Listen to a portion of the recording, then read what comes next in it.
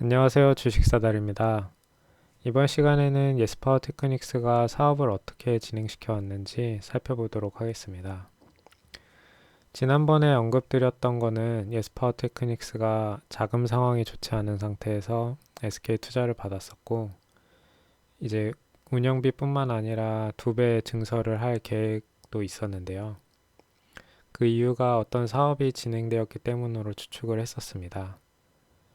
예스티에서 공식적으로 입장을 밝히지 않은 것들도 있는데, 그래도 기사를 통해서 사업이 어떻게 진행되어 왔는지 정리해 보도록 하겠습니다. 예스파워테크닉스의 사업 영역을 다시 한번 살펴보면 SiC 다이오드를 하고 있고, SiC 모스펫, 그리고 파운드리 서비스를 하고 있습니다. 설명을 하기에 앞서서 일부 내용들은 회사에서 공식적으로 발표한 내용들이 아닌 기사나 제 추측으로 작성된 것들이 있기 때문에 사실과 다를 수 있다는 점 주의하시기 바랍니다. 예스파워테크닉스는 우선 18년도 12월에 양산 준비가 완료가 되었었고요. 19년도, 20년도를 거쳐서 계속해서 기계장치를 들여왔었습니다. 다음은 예스파워테크닉스가 처음으로 서버용 SiC 반도체를 납품했던 내용입니다. 보시면은 20년 2월 기사인데요. 예스파워테크닉스 홈페이지에 소개된 내용이고, 처음으로 예스파워테크닉스가 토종 SiC 반도체를 수출했다라고 되어 있고요. 이거는 서버용 기기에 탑재될 전력 반도체 칩이다라고 되어 있습니다. 그리고 이게 한 24만 개 정도를 수출했다고 되어 있는데, 감사 보고서를 보면은 국외 수출이 한 2억 4천 좀 안 되는데요. 이게 전부 이 물량인지는 모르겠으나 전부 이 물량이라고 하더라도 단가가 개당 한 1,000원 정도 나오더라고요. 그 정도면은 SiC 모스펫이라기보다는 SiC 다이오드가 아닐까 추측이 됩니다. 다음은 태양광 인버터 쪽하고 전기차 충전 분야 관련 내용인데요. 아까 보신 20년 2월 기사에 같이 나온 내용이었는데, 당시에 전기차 분야하고 태양광 분야의 칩 테스트를 진행을 했나 봅니다. 그리고 이 태양광 인버터 쪽은 독일계 기업이라고 하고, 이런 분야들도 앞으로 예스파워테크닉스가 사업적 성과를 계속해서 보여줄 수 있겠네요. 20년도에 작은 사업적 성과들이 있었고, 21년도에는 SK 투자가 들어왔었는데요. 이 SK 쪽에 SK 실트론이라는 곳이 있는데, 이곳이 SiC 웨이퍼를 하는 곳이어서 예스파워테크닉스하고 협업을 기대할 수 있는 곳이겠습니다.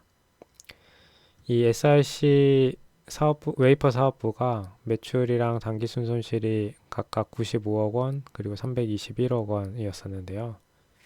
올해부터는 흑자 전환이 가능할 거다라고 SK 쪽에서 내다보고 있는데, 이런 점들이 이 사업부 역시 올해 가시적인 성과를 기대하고 있다라는 생각이 듭니다. 올해 SiC 분야가 본격적으로 성장하는 한 해가 아닐까 싶습니다. 앞으로 나올 내용들은 21년에 이미 나왔거나 앞으로 나올 것으로 예상되는 이슈들인데요. 이런 사업들이 올해 얼마나 달성되는지 잘 지켜보면 좋을 것 같습니다. 기사 중에 이제 국내 대형 가전사에서 공급 요청이 있었다라는 기사가 있는데요.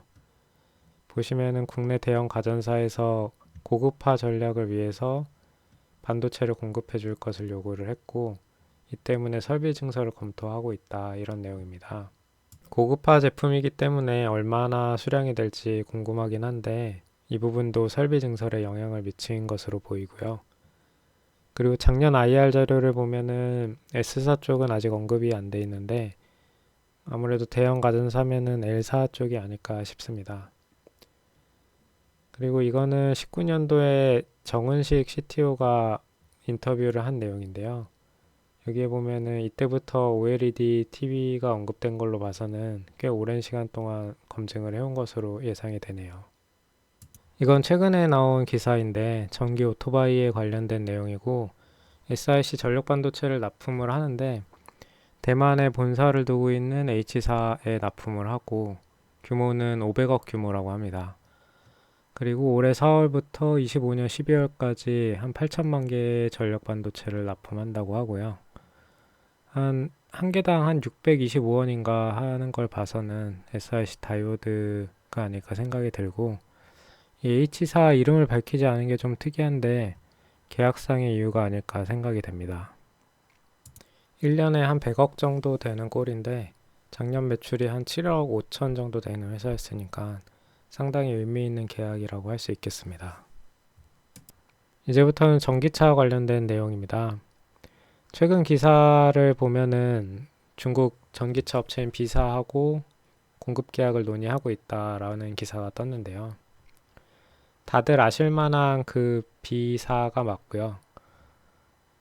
보시면 아직 그러니까 소문 수준인 것 같은데 그래도 기사는 상대적으로 구체적입니다.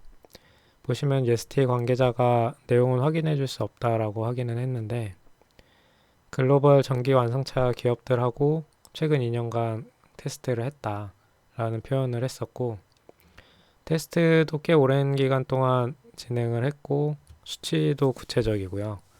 이 정도면은 사업이 가시화될 시점이 되어가는 것 같다는 생각이 듭니다. 그리고 여기 보시면 업체들이라는 표현을 보면은 한 개 업체만은 아닐 수도 있겠다는 생각을 들게 하네요. 그리고 이 내용들은 한국전기연구원의 연구 결과물에 대한 내용입니다. 예스파워 테크닉스에 대한 직접적인 언급은 없는데 현재까지 기사로 봐온 한국전기연구원하고 예스파워 테크닉스의 관계라든지 그리고 여기 보시면은 주요 결과물이 트렌치 모스펫이라는 점하고 21년도 기술 이전 시점이 최근에 나온 기사하고 동일하다는 게 특이한데요. 보시면은 여기 매출액의 1.5%를 납품하기로 되어 있다라고 되어 있는데 이 점이 특이하다고 생각이 들고 이 트렌치 모스펫이 21년도에 가시적인 성과가 있을 거라는 걸 암시한다고 생각을 하고 그리고 이 트렌치 모스펫이라면은 전기차 업체하고 연관될 가능성이 좀 높은데 현대차 쪽은 파운드리 가능성이 높으니까 아까 위에 나온 중국의 이 B사하고 연관이 있을 수 있다는 생각이 들고요. 그렇다면은 최근 4월에 한국전기연구원하고 기술이선 기사가 뜬 내용이 사업 이제 성과가 제대로 진행 중인 것을 보여준다고 생각이 드네요. 마지막은 국내 완성차 업체인 현대차와의 파운드리 협업 관련 내용입니다. 18년도에 현대차는 이미 전기자동차 전력 반도체를 독자 개발하겠다라고 선언을 했었고요. SiC 전력 반도체 양산을 위해서 협력업체하고 시제품 위탁 생산 계약을 맺었다라고 되어 있고 중앙연구소 산하연구팀이 진행을 했는데 1200V 100A SiC 모스펫이라고 나와 있네요. 감사 보고서를 보시면은 18, 19, 20년 모두 현대차 쪽으로 매출이 발생을 했고요. 위에서 나온 이제 기사에 나온 시제품에 대한 내용으로 추측이 됩니다. 이 파운드리 서비스는 예스파워 테크닉스의 사업 영역이기도 하고 전 세계적으로 유일하다고 또 나와 있네요. 20년도 5월에는 현대 오트론하고 현대차하고 SiC 반도체를 공동 개발하겠다고 랩을 설립을 했는데요. 18년도부터 현대차가 진행해온 SiC 모스펫 결과물을 양산업체인 오트론으로 기술 이전하기 위한 그런 랩이 아닌가 생각이 듭니다. 그 후에는 작년 이제 12월에 현대모비스에서 현대오트론 반도체 사업부문을 인수를 했는데요. 이번 인수를 통해서 현대모비스는 전력 반도체 핵심 기술을 내재화하겠다라고 나와 있네요.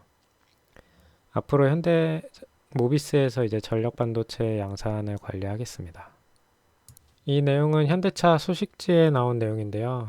아이오닉 5에 대한 내용이고 보시면은 전륜 쪽에는 자체 개발한 SI 파워 모듈을 적용한다고 되어 있는데 후륜 쪽에는 SiC 파워 모듈을 적용했다고만 나와 있습니다. 자체 개발했다는 내용은 좀 빠져 있는 것 같고 그래서 적어도 한국에서 출시하는 아이오닉 5에는 아직 현대차에서 개발한 SiC 모스펫이 들어가지 않은 것으로 판단이 됩니다. 하지만 위에서 나온 것처럼 현대모비스에서 양산을 위해서 준비 중이니까 곧 성과가 나올 것으로 예상이 되고요. 현대 모비스에서 개발한 SRC 모스펫이 EGMP에 적용이 될 때 예스파워 테크닉스 파운드리 사업 성과도 나오게 될 텐데요. 위에서 보신 것처럼 20년도 5월에 오트론하고 현대차하고 공동 랩을 설립을 했고 이게 현대모비스까지 이어졌으니까 이게 다 양산을 위한 준비 과정이라고 생각이 들고요. 그래서 그 시기가 얼마 남지 않았다는 생각도 듭니다. 모비스의 SRC 반도체가 언제 적용될지 알 수는 없는데 eGMP 3차나 4차 물량에 들어갈 수도 있을 텐데요. 이 3차 물량 같은 경우에는 배터리는 21년 2월에 이미 공급사 선정이 됐고 이게 3차 물량의 출시가 23년 정도에 되더라고요. 그 물량이 21년도에 이미 공급사가 선정이 된 건데 4차 물량이라고 하면은 아이오닉 7이 포함이 될 것 같은데 이것도 내년 중에 하지 않을까 싶고요. 만약에 이 3차나 4차의 물량에 현대모비스 SRC 제품이 포함이 된다면은 예스파워 테크닉스 파운드리 서비스도 이 가시적인 성과가 나오기까지 얼마 안 남은 것 같다는 생각이 듭니다. 이번 영상에서는 예스파워 테크닉스 사업이 진행되어 온 과정을 정리를 해봤습니다.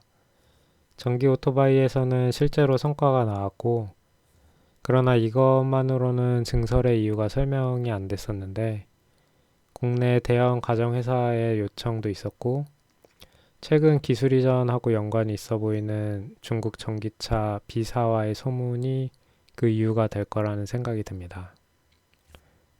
그리고 앞서 말씀드린 것처럼 모비스의 SRC 모스펫 양산 적용이 예스파워 테크닉스 파운드리 사업 성과로 이어질 것 같고요. 사업이라는 게 중간에 틀어질 수도 있는데 SRC 시장이 본격적으로 성장하는 시기인 만큼 지속적으로 성과들이 발생할 것으로 생각이 됩니다. 다음 시간에는 예스티에 대해서도 다뤄보는 시간을 갖도록 하겠습니다. 감사합니다.